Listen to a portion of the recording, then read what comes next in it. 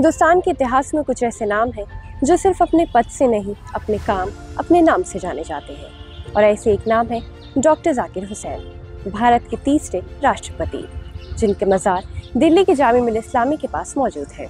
तो चलिए आज हिस्टोरियन साकिब सलीम से जानते हैं जाकिर हुसैन के बारे में।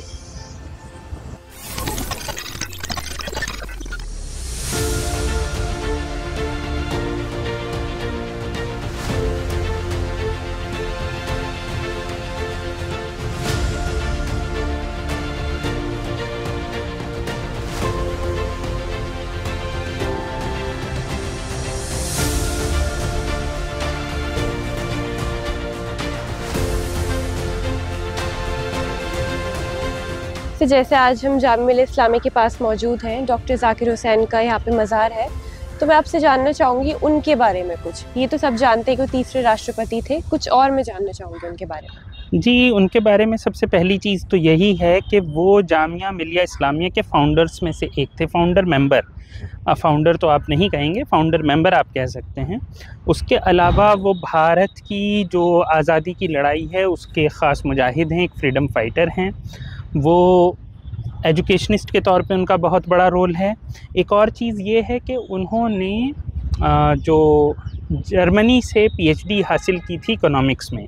हिंदुस्तान से शुरुआत के कुछ पीएचडी इकोनॉमिक्स में से वो आते हैं। अंबेडकर साहब भी इकोनॉमिक्स में पीएचडी उन्होंने भी हासिल की थी।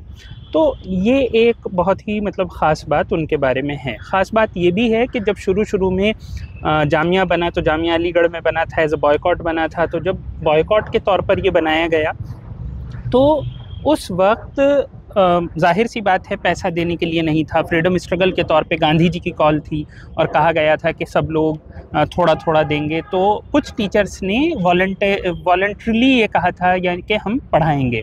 तो उनमें से एक जाकिर हुसैन साहब भी थे जो बाद में जर्मनी उसके बाद गए, 1922 में गए वो।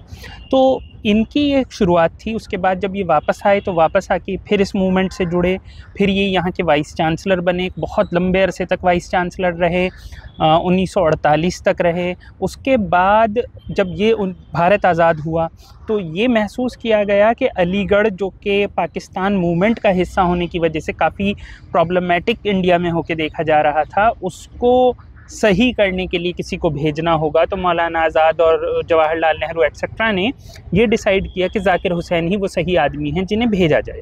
तो ये वहाँ गए, फिर उसके वीसी बने, उसके वाइस चांसलर बने, उसको एक तरीके से मेन स्ट्रीम किया। उसके बाद ये बिहार भेजे गए एज गवर्नर, वाइस प्रेसिडेंट बने, प्रेसिडेंट बने। उसके अलावा एजुकेशन में इनका एक और बहुत बड़ा रोल है जिसे हम नेशनल एजुकेशन पॉलिसी कहते हैं। अभी न्यू एजुकेशन पॉलिसी आई है, उससे पहले की है, कई बार रिवाइज़ हो चुकी है। ये भारत की 1937 की एक वार्धा की कमेटी पर बेस करती है ख़ुद को, जो गांधी जी ने के देख रेख में हुई थी। उसको बनाने का जो काम था वो जाकिर हुसैन को ही दिया गया था, डॉक्टर जाकिर हुसैन को दिया था गांधी जी ने, क्योंकि एजुकेशनिस्ट के तौर पे कांग्रेस का ये बड़ा नाम थे।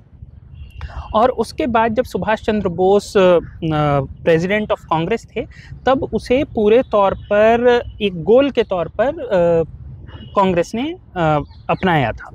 तो उस गोल को अगर आप देखें तो उस गोल को लेकर ही जब भारत आज़ाद हुआ तो एजुकेशन पॉलिसी बनी। उसके बाद जितनी बार रिवाइज़ हुई, यहाँ तक कि इस बार भी जो रिवाइज़ हुई, उसका जो मेन गोल है, मतलब उसके तरीक़े बदल जाते हैं क्योंकि टेक्नोलॉजी बदल रही है, ज़माना बदल रहा है, लेकिन जो मेन गोल, मेन एम्स हैं वो लगभग वहीं के वहीं रहे हैं। ये एक अलग बात है, उस ज़माने में मुस्लिम लीग ने कहा था कि ये एजुकेशन पॉलिसी एंटी मुस्लिम है, और जबकि ये एक मुसलमान इंसान ने ही एक तरीके से फॉर्मुलेट करी थी, लेकिन वो तो खैर एक पॉलिटिक्स की बात थी। तो अगर आप देखें तो हिंदुस्तान में आज भी जो एजुकेशन पॉलिसी है प्राइमरी लेवल से लेके ऊपर तक, उस पर जाकिर हुसैन साहब की एक छाप है। जामिया मिल्लिया इस्लामिया तो खैर उनका है ही।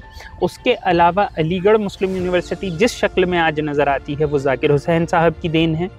और इसके अलावा उनके और छोटे छोटे और बहुत सी चीज़ें हैं, जैसे कि आप जाते हैं मुग़ल गार्डन्स जाते हैं, उसमें जो रोज़ का काम है ज़्यादातर उसमें इनका बहुत बड़ा रोल है क्योंकि इन्हें बड़ा शौक़ था बागवानी का।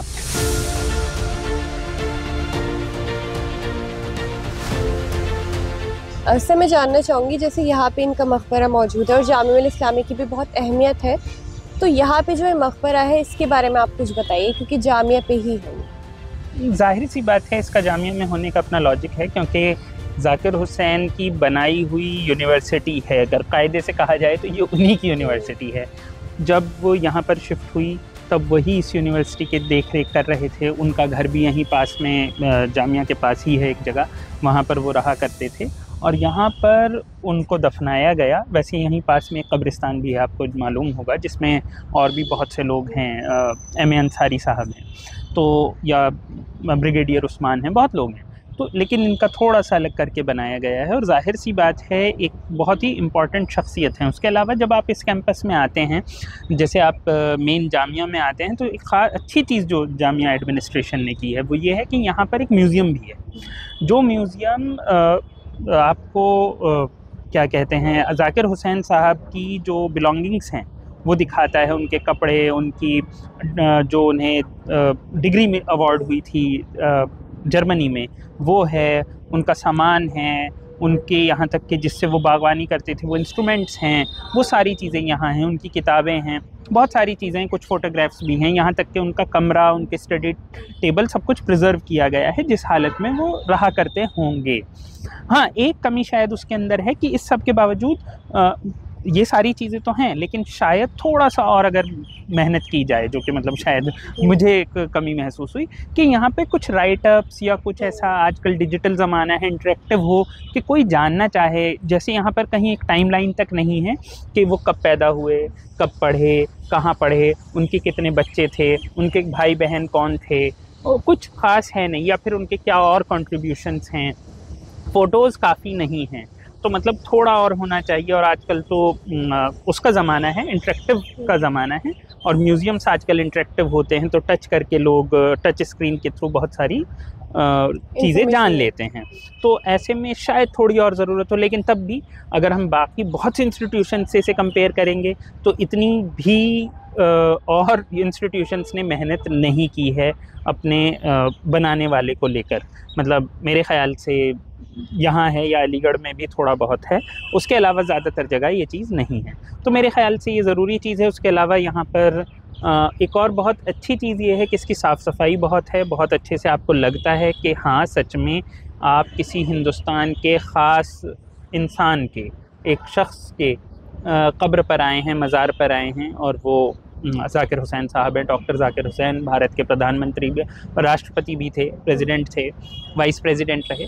तो कुल मिलाकर मेरा अपना ये कहना है कि इनकी अहमियत ये बहुत इम्पॉर्टेंट है कि एक एजुकेशनिस्ट के तौर पे आज भी हमारी एजुकेशन पॉलिसी कहीं ना कहीं इनके थ्रू चलती है, और कहीं ना कहीं साथ में ये हमें ये भी बताती है कि कैसे सिटीज़नशिप या हिंदुस्तान का हिंदुस्तानी होना बहुत ज़्यादा ज़रूरी है, जो कि एजुकेशन के थ्रू बच्चों को पढ़ाना है। यही कहीं ना कहीं जामिया मिलिया का मोटो था, और यही न्यू एजुकेशन पॉलिसी का मोटो था 37 में, और आज भी यही मोटो चल रहा है। तो ये अहमियत आज भी है और इंशाल्लाह बरकरार रहेगी।